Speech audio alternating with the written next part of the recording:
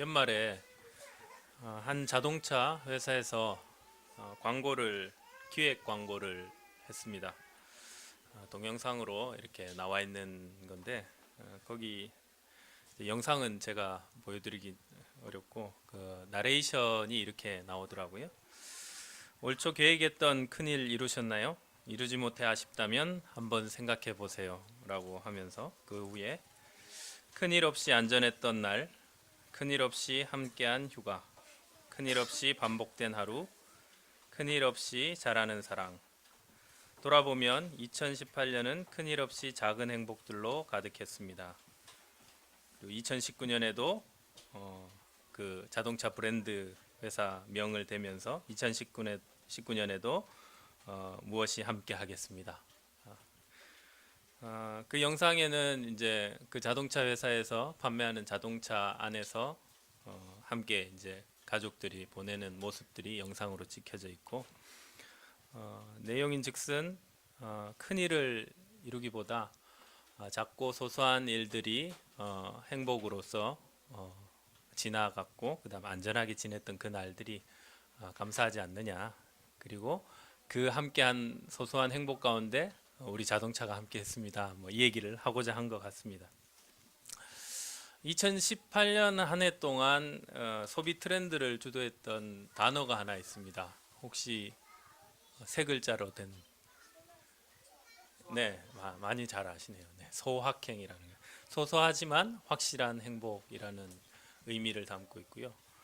일본의 한 작가가 자기 에세이집에서 언급한 단어인데 그게 이제 트렌드로 자리를 해서 작은 행복들의 이제 기쁨을 찾는 그런 문화가 작년 한 해 되게 많았습니다. 올 한 해죠. 올 한 해 동안 되게 많았다고 합니다. 좋습니다. 작은 행복들, 소소한 것에 감사할 수 있는 것들 좋고 또 하나님께서 우리 인생에 그런 것들, 그런 행복들을 주시긴 했습니다.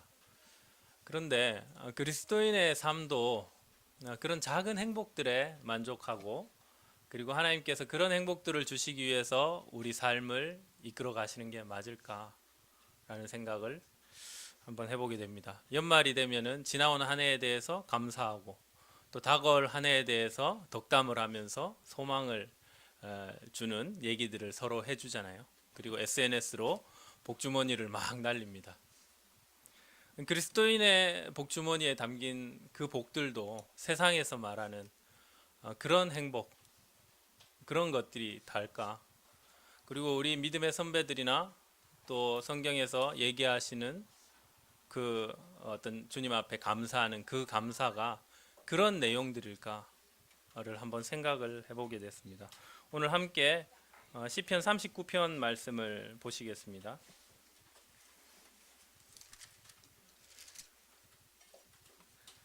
시편 39편을 보시면서 세상에 소망을 두지 않고 주님께 소망을 둔 사람의 기도가 어떠한지, 그 감사가 어떠한지 오늘 함께 살펴보고 우리의 감사와 우리의 소망과 우리의 기도는 어디에 있어야 할지를 함께 나누는 시간이 되었으면 좋겠습니다.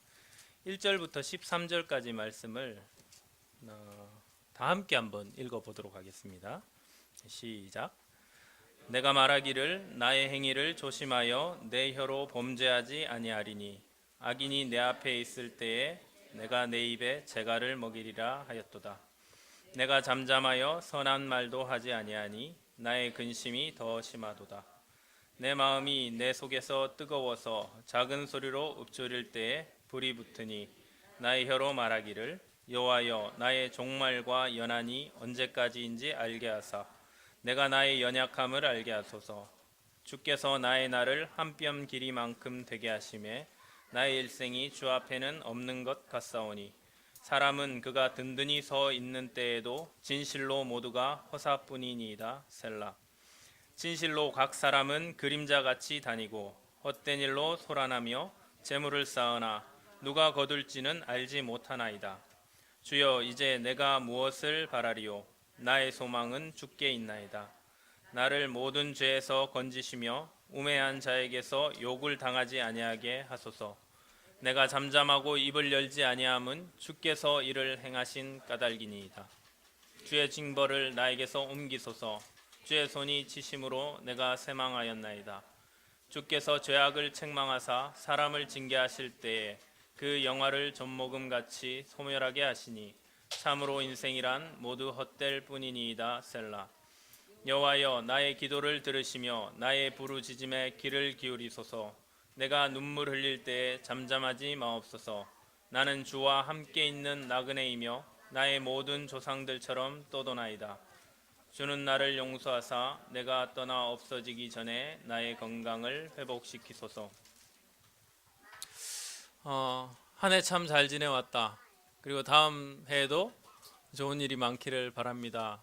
라는 우리의 일반적인 한 해를 보내고 다음 해를 맞이하는 인사와 너무도 다르기도 하고, 또 하나님 앞에 감사하기에는 너무나 좀 우울해 보이는 듯한 인상이 깊이 스며들어 있는 시편 39편입니다.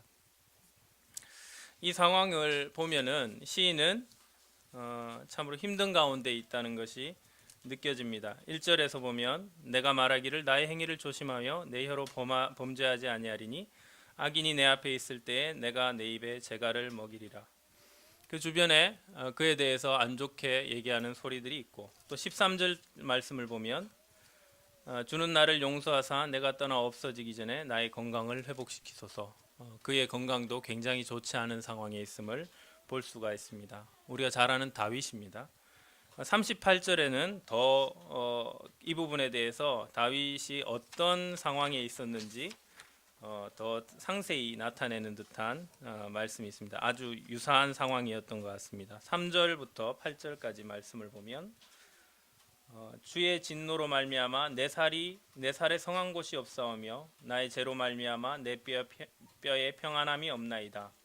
내 죄악이 내 머리에 넘쳐서 무거운 짐 같으니 내가 감당할 수 없나이다. 내 상처가 썩어 악취가 나오니 내가 우매한 까닭이로소이다. 내가 아프고 심히 구부러졌으며 종일토록 슬픔 중에 다니나이다. 내 허리에 열기가 가득하고 내 살에 성한 곳이 없나이다. 내가 피곤하고 심히 상하였음에 마음이 불안하여 신음하나이다. 굉장히 고통 가운데 있는 듯한 내용이 기록되어 있습니다. 다윗은 이런 상황 중에도 하나님을 원망하거나 또 악인들에 대해서 하나님께서 그들을 없애달라는 기도를 하기보다는 오히려 자신의 마음에 있는 죄를 주님 앞에 토하고 또 주님의 손길을 자기에게 베푸셔서 이 가운데서 하나님께서 건져주시길 구하는 기도를 하고 있습니다. 1절에서 3절까지의 말씀을 보면은 그가 얼마나 자기가 이 고통 가운데 있으면서도 자기의 입술을 절제하고 있는지가 잘 나타나 있습니다. 2절에 보시면 내가 잠잠하여 선한 말도 하지 아니하니 나의 근심이 심하도다. 악인이 내 앞에 있을 때 내가 내 입에 재갈을 먹이리라 라고 얘기를 하면서 앞에서 자기 입술을 제어하고 있는 모습이 보여지죠. 흔히 우리가 많은 어려움이 닥치게 되거나 또 주변 사람들이 그런 내 상황에 대해서 알지도 못하면서 비난을 하기도 하고, 또 자기 마음대로 생각을 해서 헛된 맞지도 않는 얘기를 소문으로 퍼뜨리기도 하고, 하나님께서 그가 하나님을 믿는데 어떻게 저런 일이 일어날 수 있나, 오히려 그를 조롱하기도 하고, 그런 일들은 우리 삶에서 굉장히 흔히들 나타날 수 있는 일들입니다. 근데 그러할 때 우리의 마음은 보통 어떻습니까? 나를 비난하는 그 사람에 대해서 내가 나에 대해서 해명을 하고자 하거나, 또 나의 그 비방에 대해서 오히려 나도 똑같이 맞대응을 해서 거기에 대해서 이기고자 하는 마음이 우리 가운데 흔히 나게 됩니다. 그런데 다윗은 그가 입술에 재갈을 물릴 뿐만 아니라 잠잠하여 선한 말도 하지 않겠다라고 얘기를 합니다. 아니, 선한 말을 할 수 있죠. 그리고 이렇게도 얘기를 할 수 있잖아요. 내가 지금 이렇게 고통스럽고 아프지만 이것은 하나님께서 뜻하신 바가 있어서 나를 인도하시고 연단하시기 위해서 허락하신 것이지 곧 좋아질 거야. 이렇게 우리는 흔하게 또 얘기를 하잖아요. 마치 내가 아주 신앙적으로 영적으로 탁월하기 때문에 나는 이 정도는 가뿐히 이길 수 있어 라는 것을 보여주고 싶은 말로도 그렇게 하죠. 저는 그런 경우들이 있더라고요.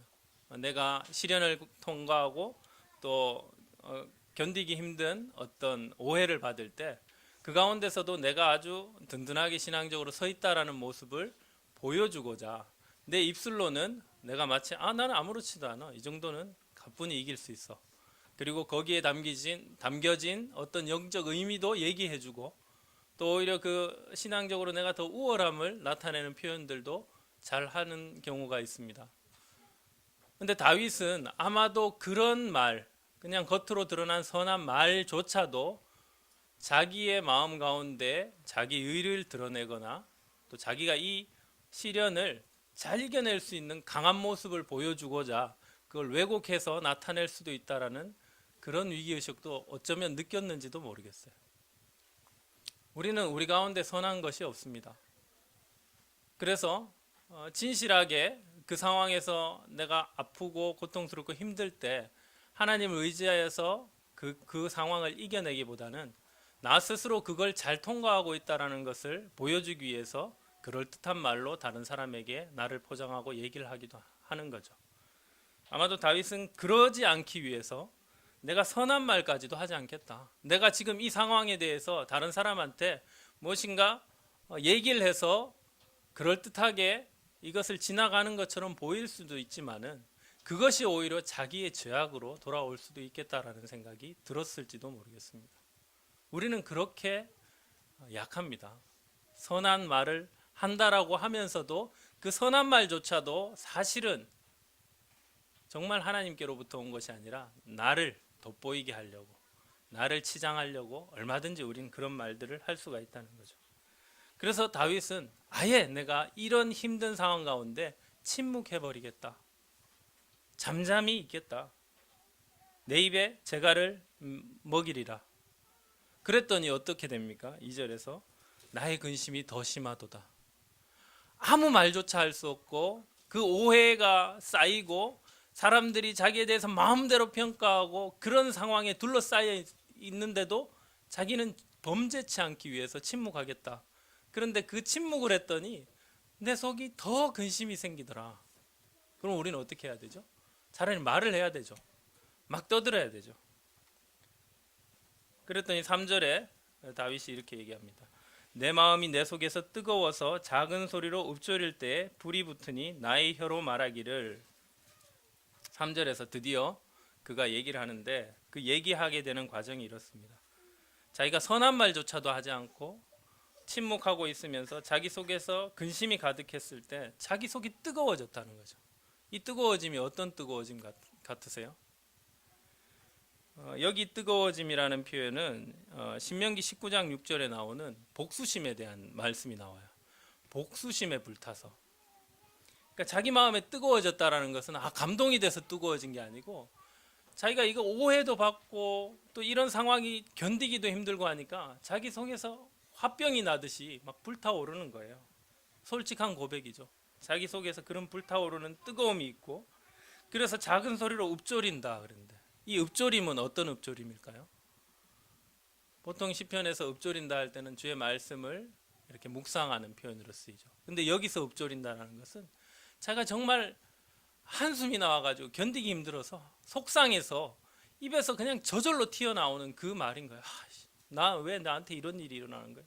왜 나만 이렇게 힘든 거야? 나한테 왜 이런 일이 일어나는 거야? 그렇게 읊조리고 있는 거예요. 작은 소리로. 자기도 모르게 그냥 터져 나오는 거죠. 그런 읊조림이 있을 때 자기 속에서 불이 붙으니라고 나오죠. 이 불이 붙으니라는 표현도 개역 개정 성경에서는 화가 차올랐다라는 표현으로 나오고 있습니다. 그러니까 화가 나서 화병이 나서 밖으로 막 튀어나오는 거죠. 근데 그가 화병이 나서 이제 입을 열어서 말을 하기 시작을 하는데 그의 한 말을 한번 보십시오. 4절 말씀에 여호와여 나의 종말과 연한이 언제까지인지 알게 하사.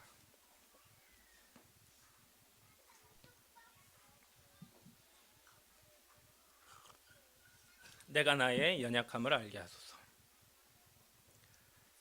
그가 한 말은 주님 속상해 죽겠습니다. 제가 화가 나서 견딜 수 없습니다. 이런 오해를 받고 제가 살아야 됩니까? 저는 왜 이렇게 힘들게 살아야 돼요? 이런 하소연이 아니고 그가 했던 말은 나의 종말과 연한이 언제까지인지 알게 하십시오.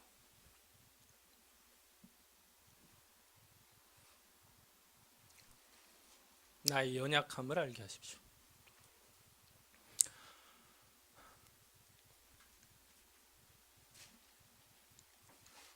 주님 앞에서 자기가 얼마나 연약한 존재인지를 발견케 해달라는 거예요. 그래서 내가 주님 앞에 범죄치 않고 내가 오히려 주님 앞에서 나 자신이 얼마나 연약한 존재인지 주님께서 알려주셔서 정말 이 헛된 것에 제가 마음을 두고 속상해하지 않게 해달라고.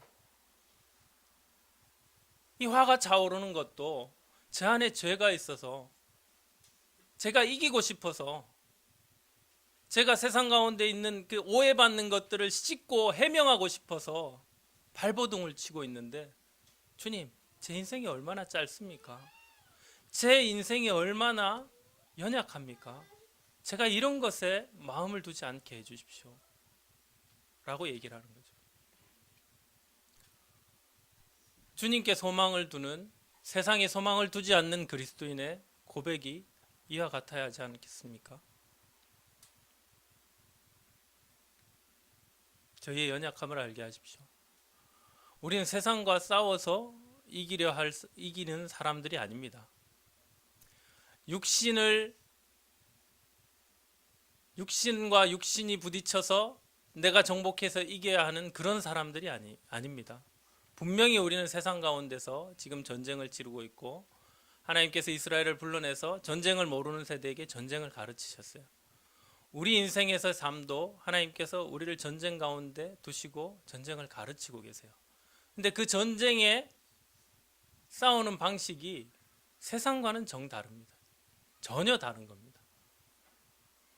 우리가 세상과 싸울 때는 우리의 육신을 쳐서 하나님께서 우리 가운데서 제거하시고 싶어하는 우리 안에 있는 죄악된 것들을 하나님께서는 제거하길 원하세요. 이 세상이 달라지길 원하시는 것이 아니고, 이 범죄한 세상들이 이기는 것이 하나님께서 우리에게 주시고자 하는 승리가 아니고, 우리 안에 죄악된 것들을 하나님께서는 제거해 가시길 원하시는 거예요. 다윗은 그래서 이렇게 고백합니다. 제가 범죄치 않겠습니다. 제 입을 닫겠습니다. 재갈을 물리겠습니다. 선한 말도 하지 않겠습니다. 해명하지 않겠습니다.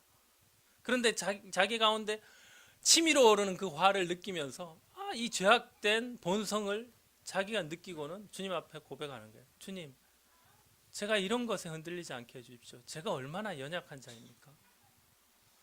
또 육신에서 이기고자 하는 욕망이 제 안에서 솟아오릅니다. 주님, 제 연한을 알게 해주십시오. 제 인생이 짧은 것을 알게 하십시오. 침묵하게 하시고 이 세상 가운데 지게 하십시오.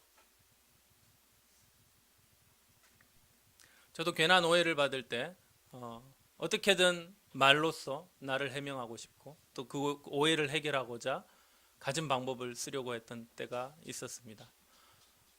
근데 그렇게 하는 것이 참으로 이 세상 가운데서 내가 그런 이미지로 비춰지는 걸 못 견뎌하는 제 본성이더라고요.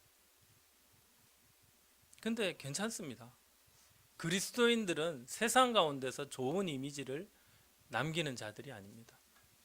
그리고 그 세상 가운데서 이기려고 해서 그 방식으로 이기는 것이 아닙니다.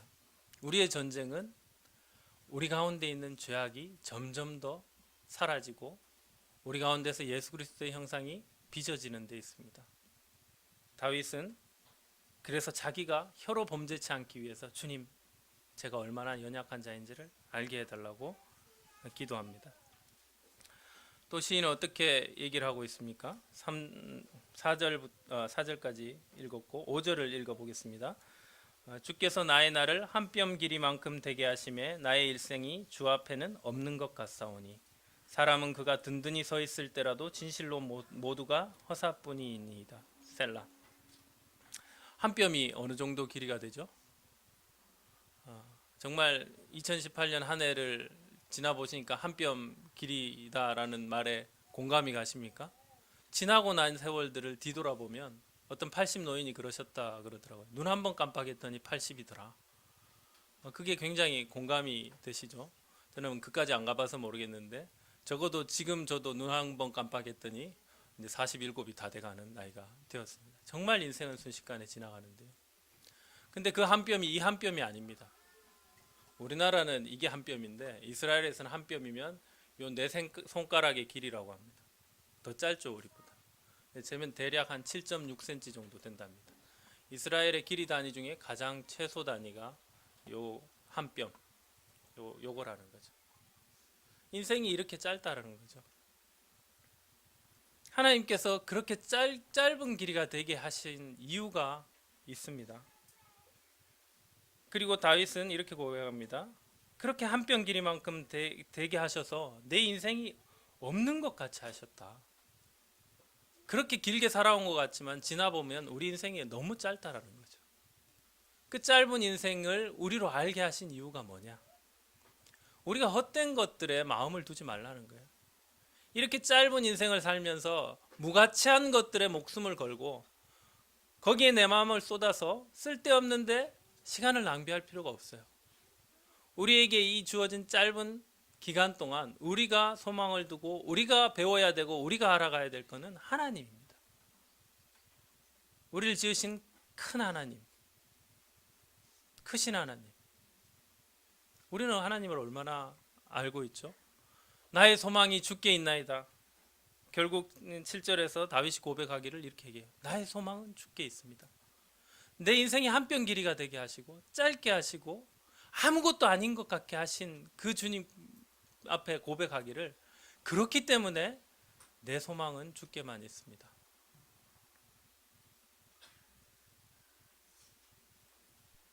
그리고 다윗 자신을 아주 제대로 보듯이 이렇게 얘기를 합니다. 사람은 그가 든든히 서 있을 때에도 진실로 모두가 허사뿐이니이다.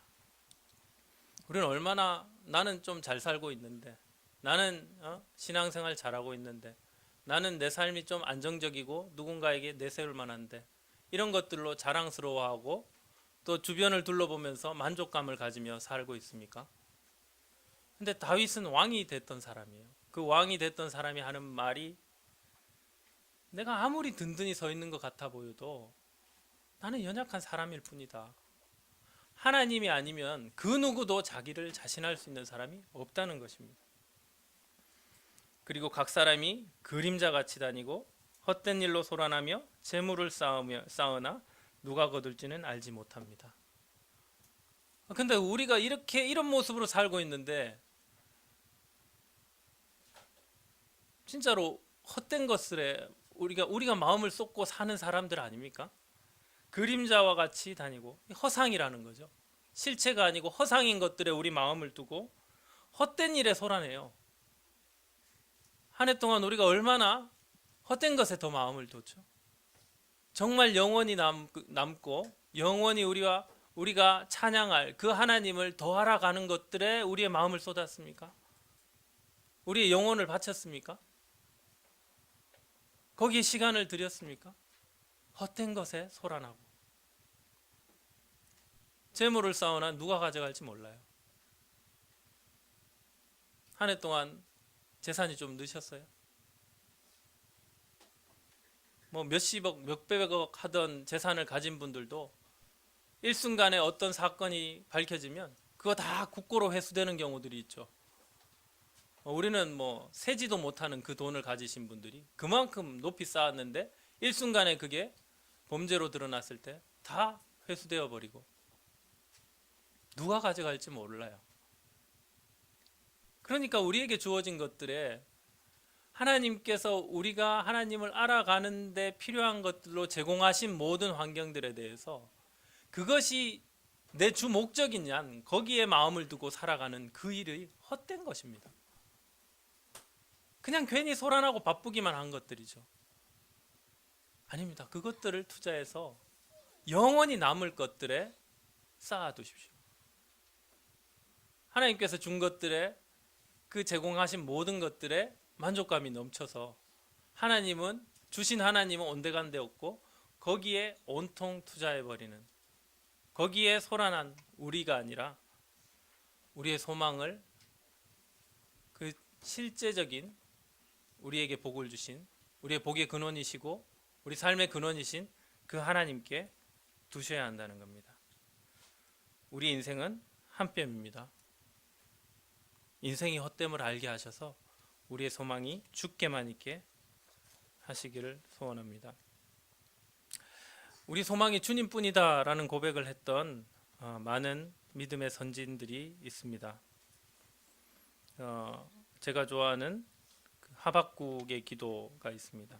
하박국 3장, 노래로도 제가 주일학교 찬양으로도 많이 부르고 했던 그런 말씀인데요. 하박국 3장 말씀을 함께 보시겠습니다. 하박국 3장 1절에 보면 시기온옷에 맞춘 선지자 하박국의 기도라 하고 시작을 해서 우리가 잘 아는 말씀은 17절 말씀입니다.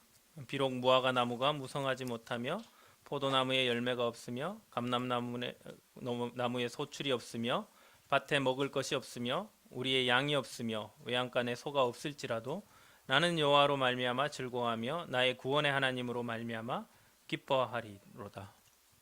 아주 즐겁고 신나는 찬양으로 우리가 자주 부르는 찬양인데요. 근데 이 고백이 그냥 신나는 고백이 아니더라고요. 이 시기온옷에 맞춰서 불렀다라고 했는데 이 시기온옷이 뭔지도 저는 사실 몰랐습니다. 근데 그 시기온옷이라는 의미가 슬픔의 노래, 애도의 노래, 그리고 상여를 메고 갈 때 부르는 노래라는 의미가 있답니다. 굉장히 지금 심각한 노래를 부르고 있는 거예요.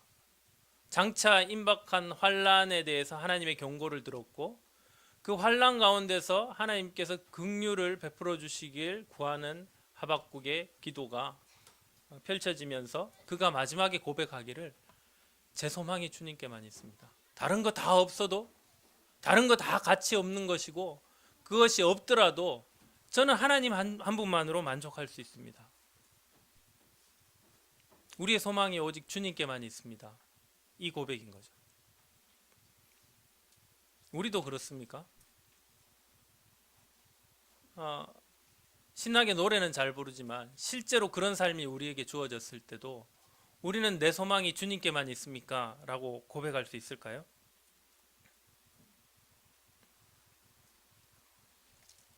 다윗도 그와 같은 상황에서 지금 하는 고백입니다. 자기의 육신이 정말 힘들고 또 주변으로부터 많은 비난을 받고 오해를 받고 있는 이런 상황에서 다윗이 했던 고백이 7절 주여 이제 나는 내가 무엇을 바랄까 나의 소망은 주께 있습니다.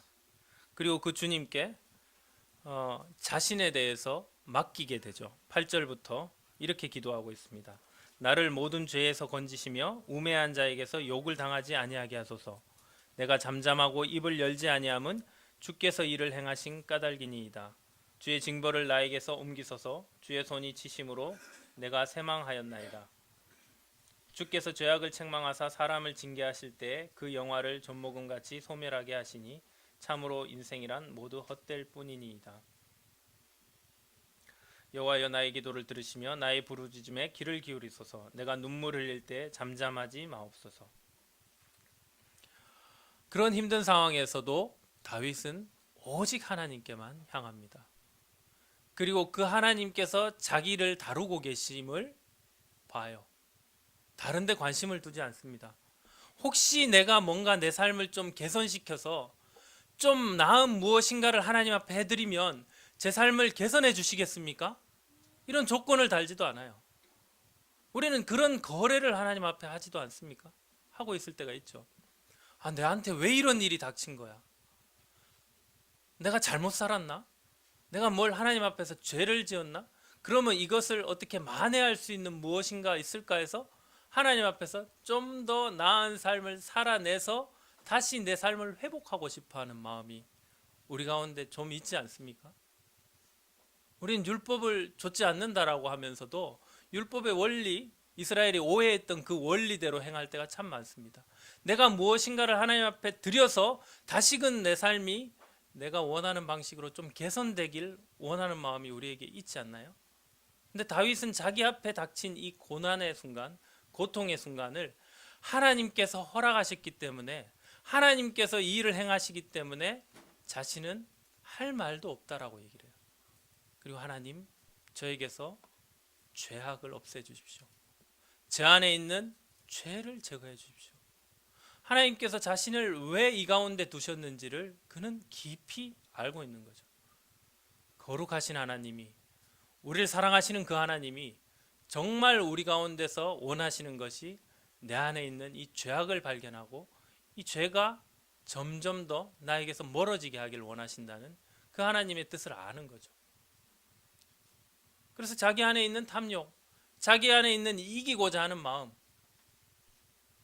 나는 든든히 잘 서 있다고 하는 자기의, 이것까지도 하나님께서 자기의 죄라고 보여주셨기 때문에 그 하나님 앞에 이것들이, 이 죄가 없어지기를 바라고 하나님 앞에 구하는 거예요.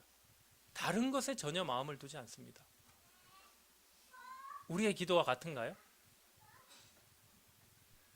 우리도 이런 기도를 하나요? 2018년 한 해 동안 여러분 삶에 하나님께서 허락하신 고난, 시련, 그게 이유가 뭐라고 생각하십니까? 또 그런 게 닥쳤을 때 나는 그 상황이 어떻게 바뀌길 원하는 마음으로 기도를 하고 있습니까? 다윗의 기도와 같은가요? 주께 소망을 둔 자는 주님, 주님께서 원하시는 대로 제 가운데서 행해 주시고 주님께서 제 가운데 있는 제거하길 원하시는 것들을 제거해 주십시오 라고 기도를 하고 있습니다. 하나님만이 우리를 치유하실 수 있어요.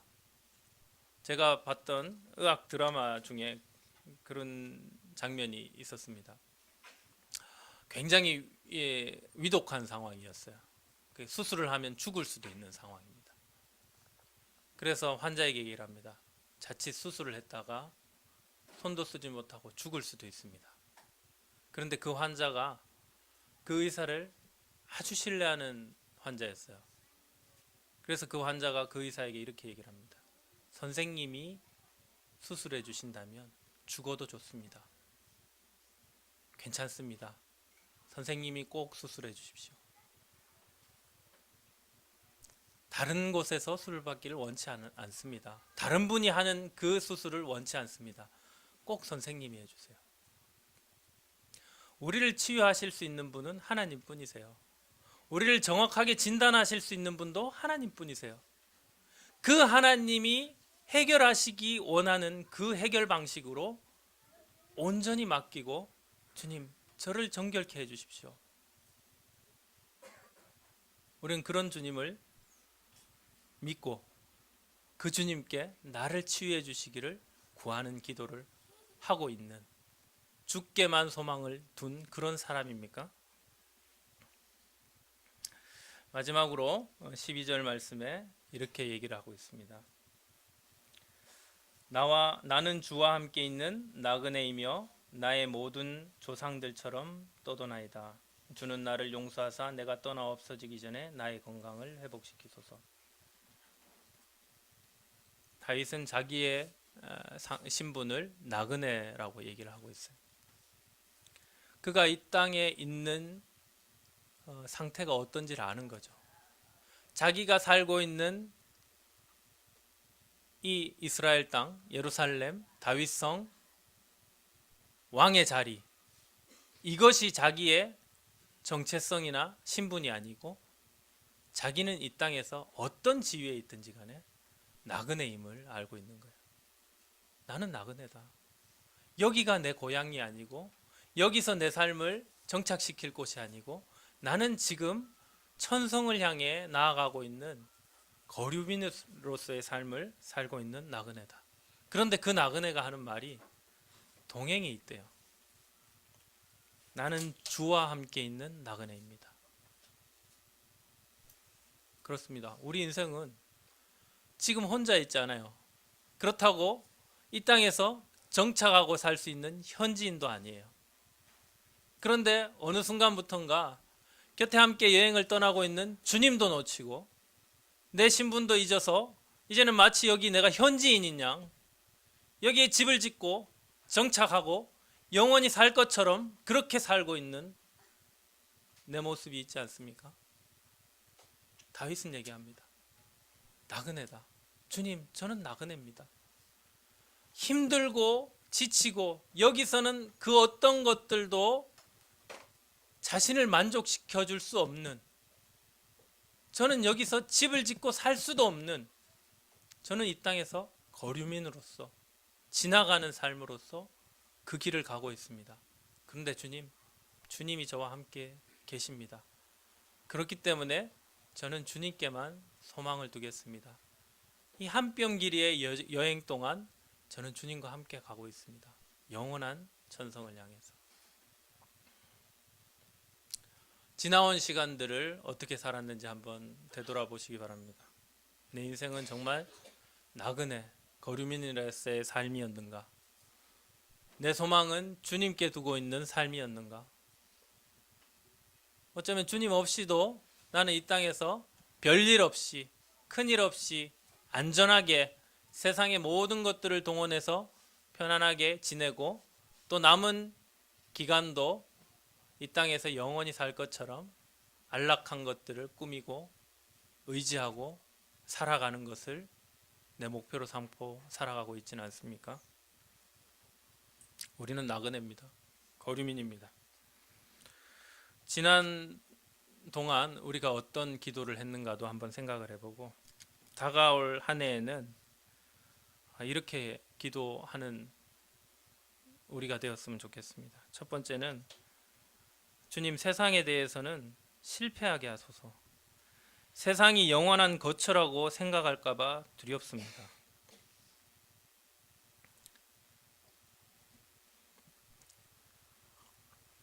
제가 이곳 현지인이라 착각하는 것이 두렵습니다. 우리의 기도가 이렇게 바뀌었으면 좋겠습니다. 두 번째, 인생의 모든 수고와 실적이 헛됨을 알게 하십시오. 한 뼘 길이 허상인 그림자임을 알게 하십시오. 세 번째, 오직 주님 손으로만 저를 다루어 주십시오. 다른 것에 의해 변화되길 원치 않습니다. 네 번째, 나의 본향은 이곳이 아니므로 오직 주의 나라에 갈 때까지 나그네와 이방인으로 살게 하십시오. 마지막으로 나의 소망은 오직 주께만 있습니다. 잘 먹고 잘 사는 기도, 복 많이 주시는 기도, 이제 그런 거 하지 말고 진짜 하나님께서 우리를 이끄시고자 하는 그 길, 그 방향대로 그 뜻에 맞는 기도를 우리 모두가 해봤으면 좋겠습니다. 세상에서는 바보 취급 받습니다. 근데 하나님은 자기 백성을 아세요. 그리고 자기 백성이 이렇게 기도하는 것을 기뻐하시고 칭찬하십니다. 우리가 만일 그 길로 가기로 작정한 사람이고 하나님께서 그 길로 불러들이시는 사람이라면 우리의 기도가 이와 같이 달라져야 할 것 같습니다. 기도하고 마치겠습니다.